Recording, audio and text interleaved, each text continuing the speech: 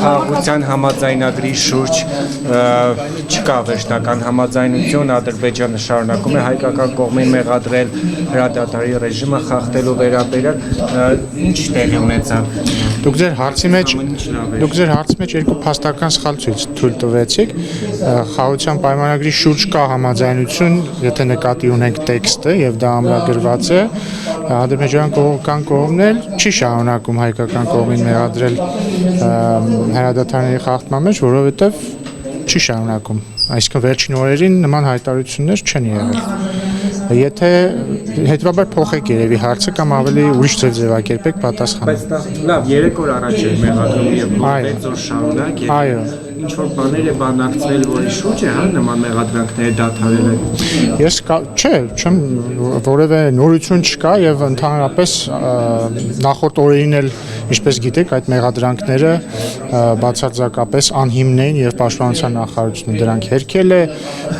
չկրկնեմ նաեւ, որ բազմաթիվ առաջարկներ են արվել այս ամիսների եւ տարիների ընթացքում ադրբեջանական կողմի սահմանային խախտումների վերաբերյալ համատեղ հետաքննման վերաբերյալ համատեղ հանձնաժողով ստեղծելու, ռազմական փոխադարձ վերահսկման մեխանիզմներ ստեղծելու մասին եւ այլն, որոնք ըստ էության անպատասխան են թողվել։ Իսկ ընդհանրապես խաղաղության գործընթացի հետ կապված մեր դիրքորոշումը հետեւյալն է, որ կա համաձայնեցված խաղաղության համաձայնագրի տեքստ եւ այդ տեքստը պատրաստ է ստորագրման եւ մենք պատրաստ ենք եւ առաջարկում ենք ադրբեջանական կողմին խորհրդակցություններ սկսել դրա ստորագրման վայրի եւ ժամկետի շուրջ։ Պարոն Ռուբինյան, Ադրբեջանը բազմաթիվ պահանջներ Շնորհակալություն Փայլակ։ Մարկ Ռուբիոյի հետ հեռախոսազրույց ունեցավ Նիկոլ Փաշինյանը, այս հարցի հետ կապված միջնորդություն կամ Ադրբեջանի վրա։ Ես տեղյակ չեմ, որովհետև հեռախոսազրույցը երեկոյան է տեղի ունեցել եւ գիտեմ այն, ինչ գիտեք դուք հաղորդագրությունից։ Պարոն Ռուբինյան, Ադրբեջանը բացի բուն խաղաղության համաձայնագրի տեքստից նաև լրացուցիչ պահանջներ է առաջ քաշում, ինչպիսիք են օրինակ Հայաստանի ապառազմականացումը, փախստականների հետ վերադարձը, սահմանադրության փոփոխությունը եւ այլն։ Հիմա Հայաստանի համար սրանք կարմիր գծեր են, թե հնարավոր է, որ այս պահանջները բավարարվեն։ Դրանք լեգիտիմ պահանջներ չեն եւ բոլոր պահանջների վերաբերյալ մենք մեր դիրքորոշումը հայտնել ենք։ Եթե ցանկություն ունեք, կարող եմ կրկնել, բայց չեմ կարծում, որ կարիք կա, որովհետեւ բազմիցս է դրա մասին խոսվում։ Ինչի համար եմ հարցում, որտեվ երկու կետերը, որոնք վերջերս համաձայնեցվեցին, դրանք եւս Հայաստանը երկար ժամանակ չէր համաձայնում, հետո առողջվածային պայմաններում ադրբեջանական կողմից իմացանք, որ Հայաստանը համաձայնվել է։ Հիմա կարող եմ այդ մյուս պահանջների դեպքում էլ այդպես։ Դե նախ առողջվածային պայմաններում չիմացաք, ինչպես գիտեք, երկար ամիսներ եւ տարիներ բանակցություններ են գնացել խաղաղության պայմանագրի տեքստի շուրջ եւ վերջում եկել ենք մի հանգրվանի, որ մնացել էր երկու հոդված համաձայնեցնել եւ այդ երկու հոդվածները համաձայնեցվել են։ Ինչու եք դուք ադրբեջանական կողմից իմացել, կրկին, եթե հետեւել եք Հայաստանի արտգործնախարարության հայտարարություններին, երբ որ տեքստը համաձայնեցվել է, Հայաստանի արտգործնախարարությունը առաջարկել է ադրբեջանական արտգործնախարարությանը համատեղ հայտարարությամբ հանդես գալ տեքստի համաձայնեցված լինելու փաստի վերաբերյալ, բայց ադրբեջանական կողմը նախընտրել է միակողմանի հայտարարություն։ Սա ամբողջ պատմությունը։ Ինչ վերաբերում է խաղաղության գործընթացին, ինչպես արդեն ասացի, կա խաղաղության պայմանագրի համաձայնեցված տեքստ եւ Հայաստանը պատրաստ է դրա ստորագրմանը եւ այդ տեքստը պատրաստ է ստորագրման եւ սպասում է ստորագրման։ Ռուբինյան Աղազարյանը ասում է, որ ՀՊ-ի ներսում ավարտենք, միջազգայինորեն կա մի փաստաթուղթ, որ օրինակ կարա իրավական ուժ ունենա, եթե մեկ կողմի ստորագրությունն է դրանց։ Ձեր հարցը համարում եմ անիմաստ, որովհետեւ ենթադրում եմ, որովհետեւ կողմը չի ուզում ստորագրի Նիկոլ Փաշինյանի ստորագրությունը։ Ձեր սիրելի Փայլակ, ձեր հարցը համարում եմ անիմաստ, որովհետեւ դուք հարցը տալուց հավանաբար ակնարկում եք, որ հայկական կողմը հայտարարել է, որ պատրաստ է միակողմանի ստորագրել պայմանագիրը, ինչը այդպես չէ եւ դա հերքվել է։ Հետեւաբար հարցը անիմաստ է։ Նիկոլ Փաշինյանը երբեք չի ասել, որ ինքը պատրաստ է միակողմանի կերպով ստորագրել պայմանագիրը։ Նիկոլ Փաշինյանը ասել է, որ կա խաղաղության պայմանագրի համաձայնեցված տեքստ, տեքստ եւ ինքը պատրաստ է ստորագրել այն։ Ստորագրություն ինչ որ պայմանագիր ստորագրելու համար պետք է որպեսզի կողմերը ստորագրեն այն բնականաբար։ Ռուբինյան, երբ որ վարչապետը ասում է, որ Հայաստանի սահմանադրությունը ըստ էության ասում է, որ չենք հերքում, որ այն կունենա նաև տարածաշրջանային նշանակություն։ Կարող եք պարզաբանել, ինչով է արտահայտվելու սահմանադրության տարածաշրջանային։ Վստահ չեմ, որ ուղիղ եք մեջբերում վարչապետին, բայց ցանկացած երկրի ոչ միայն սահմանադրություն, ցանկացած կամ որոշ օրենսդրական ակտեր կարող են այս կամ այն կերպ ընկալվել այլ երկրների կողմից։ Ասված այդ կոնկրետ սահմանադրության մասով պետք է հարցնեք համապատասխան հանձնաժողովին, որտեղ ես չեմ աշխատում սահմանադրության շուրջ։ Քաղաքական նաև քաղաքական քննարկման խոսակցություն չի, որ վարչապետը ասում է, որ սահմանադրության փոփոխությունը կունենա տարածաշրջանային նշանակություն։ Կրկին ես վստահ չեմ, որ դուք ուղիղ եք մեջբերում, բայց ես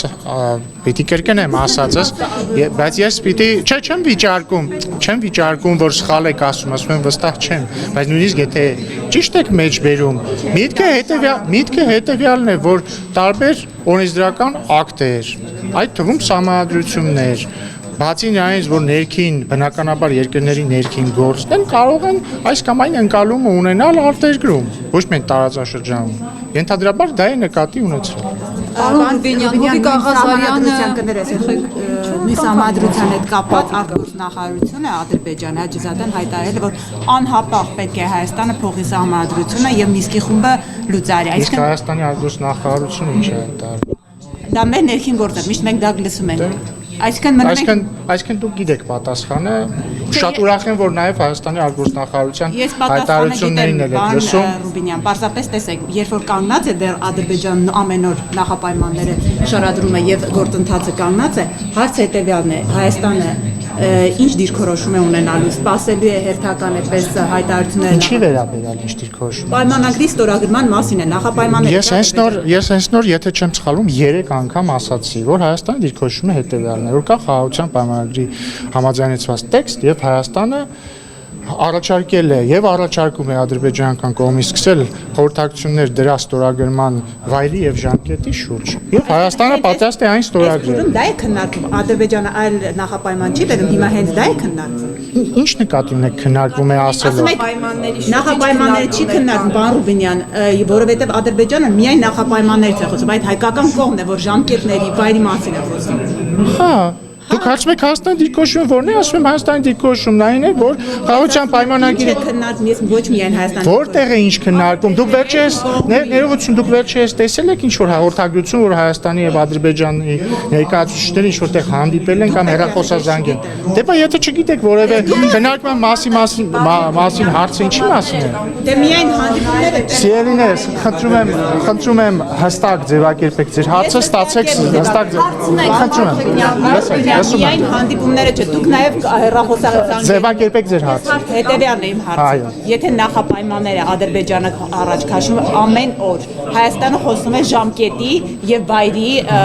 մասին ստորագրման։ Ինչպես է դա ստացվում, այսինքն Հայաստանը միայն ժամկետի ստացվում է այնպես, որ Ադրբեջանը իր դիրքորոշումն է արտահայտում, Հայաստանը իր դիրքորոշումն է արտահայտում։ Դրան, պարոն Ռուբինյան։ Ըստ մեզ պետք է դրան հետևի խաղաղության պայմանագրի ստորագրումը, որովհետև դա մեր դիրքորոշումն է։ Իսկ Ադրբեջանի հնչեցրած այդ նախապայմանների Ինչու է, բայց ներողություն, ինչու է բուլինգի ենթարկում Ռիփսիմե Ջեբեջյանը։ Թողեք մարդը հարց տա, համեցեք։ Նախին գործընկերով Ղազարյանը հայտարարեց, որ շատ վտանգավոր գործընթացներ են գնում, Ալիևը Տիգրան Աշենն է պահանջում Արցվաշենի դիմաց, ինքը դեմ է, դրա համար իրեն մեկուսացրել են, այսպես ասած, թիմից։ Դուք բոլորդ կողմեք Ալիևի այդ պահանջին, որ ձեզ չեն մեկուսացնում եւ Ղազարյանին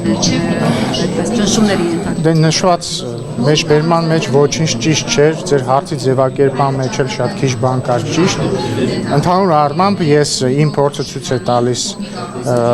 ազգային ժողովի պատգամավոր եղած ժամանակահատվածում, փորձը ցույց է տալիս, որ միշտ երբ որ միջնորդությամբ դատախազը ներկայանում է ազգային ժողով, խնդրելով ազգային ժողովի պատգամավորներին թույլ տալ քրեական հետապնդում հարուցել այս կամ այն պատգամավորի վերաբերյալ, այդ պատգամավորը հիմնականում սկսում է ասել, որ սա պայմանավորված է իր հայրենասիրական հետապնդումով, այսքան։ Պատերազմի վտանգ տեսնում եք,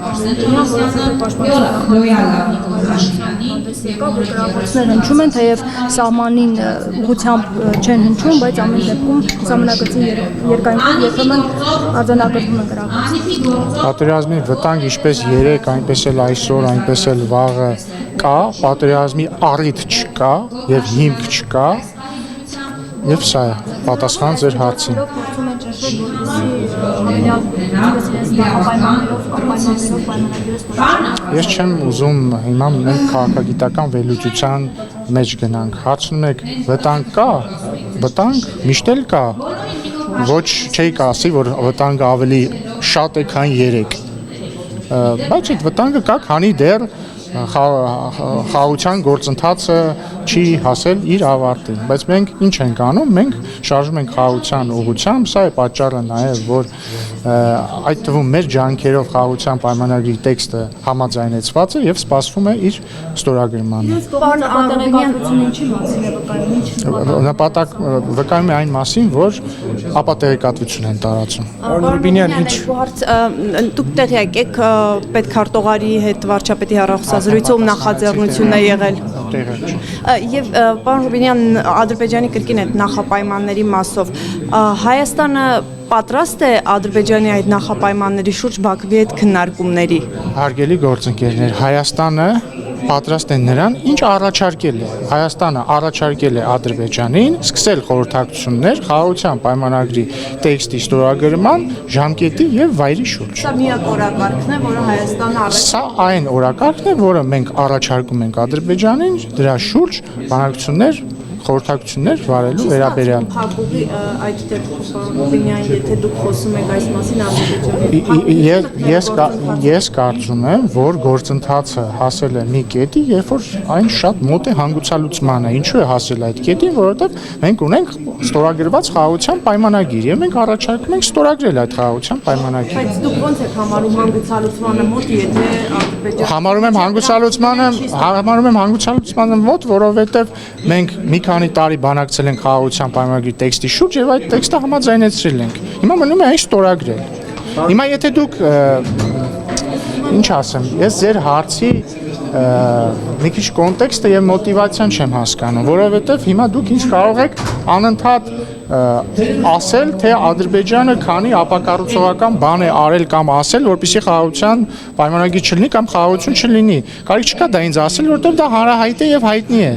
Ես ուզում եմ, որ դուք լսեք եւ մեր հանրությունը լսի, թե ո՞րն է Հայաստանի Հանրապետության դիրքորոշումը։ Ես կուզեի օրինակ, որ ձեր լրագրողների հարցերի 90% լիներ նրա մասին, թե ինչ է հայտարարել Հայաստանի արտգործնախարարությունը, 10% լիներ նրա մասին, թե մի ընդհատեք ինձ էլի։ Ռուբենյան չէ, Ռուբինյան։ Տեսեք միանգամից ինձ ենթարկում։ Այսինքն ես իհարկե հասկանում եմ, որ դուք արտահայտում եք այն մտահոգությունները, որ դուք էլ ունեք որպես այդ թվում քաղաքացի, բայց Հայաստան այն ինչ հայտարարում է եւ ուզում է եւ այն ուղղությունը, որով գնում է Հայաստանը, հավատացեք ինձ, ամենևին ոչ ավելի քիչ կարեւոր է, քան ինչ է հայտարարում Ադրբեջանը։